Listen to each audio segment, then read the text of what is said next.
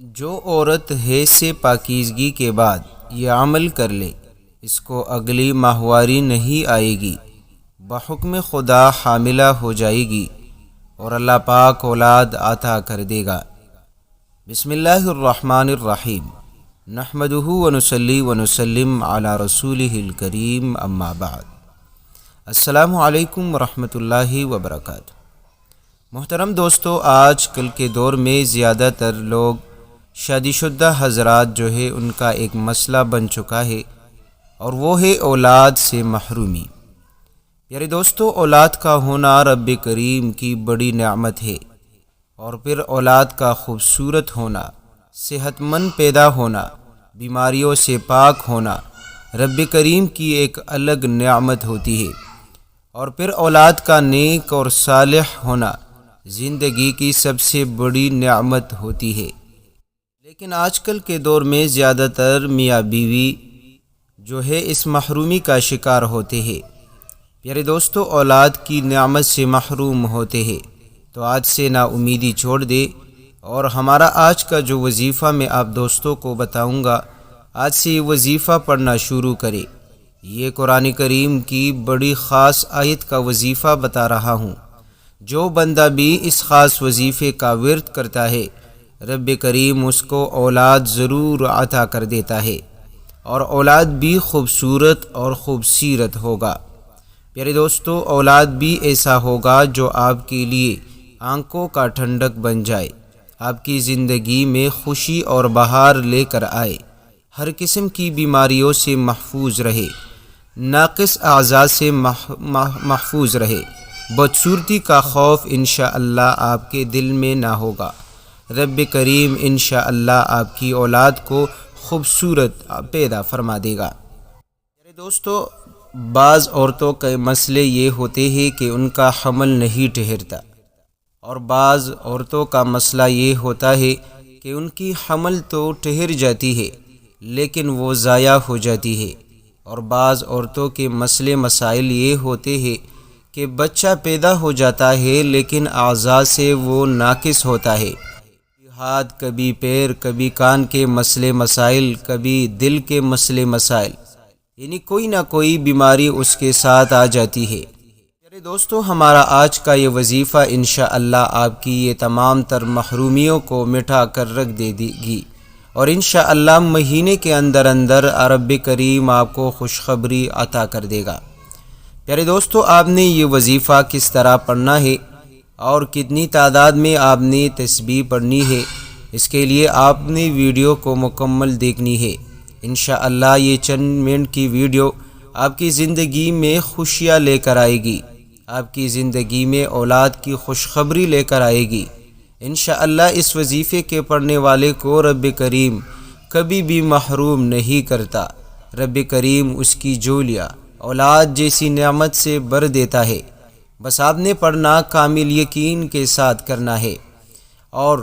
سے امید رکھتے ہوئے آپ نے آج کی یہ تسبیح ضرور پڑھنی ہے۔ پھر آپ اس تسبیح کے کمالات خود اپنی آنکھوں سے دیکھ لو گے کہ کس طرح مہینے کے اندر رب کریم آپ کو اولاد جیسی نعمت عطا کرتا ہے۔ پیارے دوستو، جب رب کریم آپ کو اولاد عطا کرے، چاہے وہ لڑکا ہو یا لڑکی، آپ نے ناشکری نہیں کرنی، کیونکہ چاہے لڑکا ہو یا لڑکی، یہ دونوں رب کریم کی ایک بہت بڑی نعمت ہے۔ اگر کسی میاں بیوی کے نرینہ اولاد کا مسئلہ ہے، یعنی لڑکیاں ہیں لیکن نرینہ اولاد نہیں، تو اس کے لیے بھی آپ یہ عمل کر سکتے ہیں۔ انشاءاللہ اگر آپ کو نرینہ اولاد چاہیے تو رب کریم آپ کو نرینہ اولاد عطا کرے گا، کیونکہ رب کریم ہر چیز پر قادر ہے،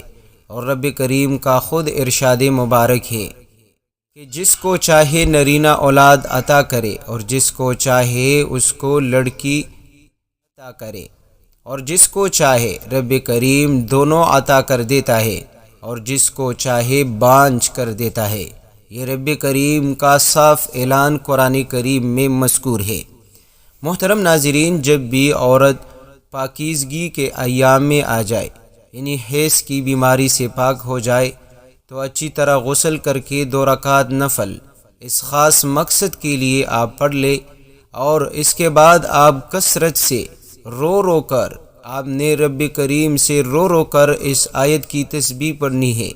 چلتے پھرتے اٹھتے بیٹھتے جو بھی کام کرے آپ باوضو ہو کر رہیے اور ان آیت کا ورد کرتے رہیے۔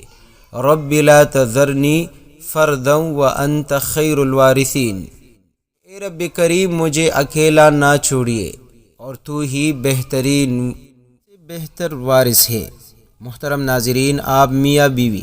جب سے آپ کی بیوی پاکیزگی کی حالت میں آ جائے اور مرد حضرات جو ہے وہ آج سے ہی اس عمل کا ورد شروع کرے، اور جب بھی آپ اس عمل کے اختتام پر پہنچے یعنی رات کو سونے تک سارا دن آپ چلتے پھرتے اٹھتے بیٹھتے پڑھیے رب لا تذرنی فردا وانت خیر الوارثین۔ رات کو سونے سے پہلے آپ نے دوبارہ 2 رکعت نفل اس خاص مقصد کے لیے، اولاد کے حصول کے لیے، نرینہ اولاد کے لیے، حمل ضائع ہونے کے خوف سے، بدصورتی کے خوف سے، ناقص ہونے کے خوف سے، ہر قسم کی بیماریوں سے محفوظ ہونے کے لیے آپ نے 2 رکعت نفل پڑھ کر دعا مانگنی ہے۔ انشاءاللہ اس عمل کے جتنے بھی فوائد ہوں گے وہ آپ کو ضرور ملے گا، اور رب کریم آپ کو ایک بہترین وارث عطا کرے گا جو کہ خوبصورت بھی ہوگا اور آپ کی زندگی کو 4 چاند لگا دے گا۔ کیونکہ پیارے دوستو، اگر اولاد نہ ہو تب بھی والدین وہ پریشان رہتے ہیں، میاں بیوی پریشان رہتے ہیں، کیونکہ معاشرہ آج کل کا ایسا ہے کہ لوگ معاشرے میں تانے دیتے ہیں، خاندان والے، گھر والے، لیکن اگر اولاد ہو اور اولاد ناقص العضو ہو یعنی ان کے اجسام ٹھیک نہ ہو تو پھر بھی بندے کے لیے ایک پریشانی بن جاتی ہے، اور اگر اولاد ہو لیکن فرمان بردار نہ ہو، بڑے ہوتے ہیں لیکن وہ نافرمان بن جاتے ہیں تو یہ بھی بندے کے لیے ایک الگ وبال بن جاتی ہے۔ تو ہمارے آج کے اس وظیفے میں یہ تینوں چیزوں کے لیے آپ کا یہ وظیفہ کافی اور شافی رہے گا۔ رب کریم اولاد بھی عطا کرے گا، ہر قسم کی بیماریوں سے بھی محفوظ رہے گا، اور تیسرا اولاد بھی نیک، صالح اور فرمان بردار بنے گا، آپ کی ہر بات تک مانے گا، آپ کی اشارے پر چلے گا اور آپ کے ہاتھ سے ہاں ملائے گا۔ تو پڑھیے آپ رب لا تذرنی فردا وانت خیر الوارثین۔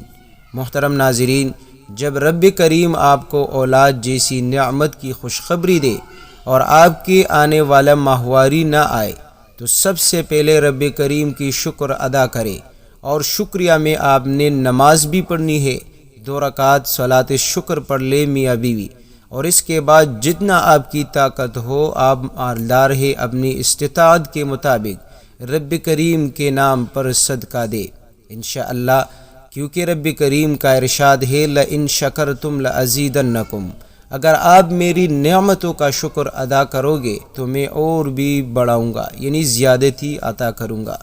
تو پیارے دوستو، اگر آپ بھی اولاد چاہتے ہیں تو ان اعمال پر اس طریقے پر آپ یہ تسبیح پڑھ لے اور صدقہ خیرات کر لے، دعا مانگے، نفل نوافل پڑھے، انشاءاللہ مہینے کے اندر رب کریم آپ کو خوشخبری عطا کر دے گا۔